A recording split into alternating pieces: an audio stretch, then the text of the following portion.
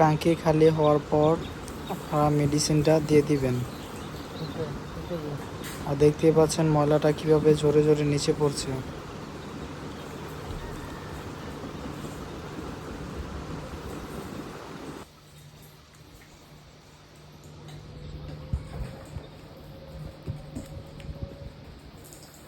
আর মেডিসিনটা দেওয়ার সময় অবশ্যই সতর্ক থাকবেন যাতে হাতে পায়ে আপনাদের না লাগে, তাহলে হাত অনেক জ্বালাপোড়া করতে পারে। অথবা আপনার হাতের ভিতরে গ্লাভসও ব্যবহার করতে পারেন। গ্লাভস না থাকলে পলিথিনে পেঁচিয়ে নিতে পারেন।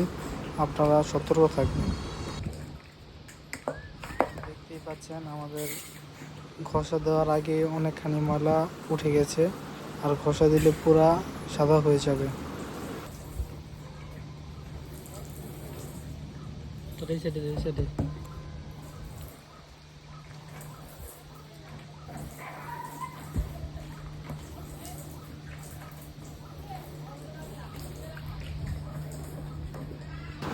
মেডিসিনটা দেওয়ার শেষে আপনারা মিনিমাম 5 থেকে 10 মিনিট এটাকে ঢাকনাটা বন্ধ করে রাখবেন।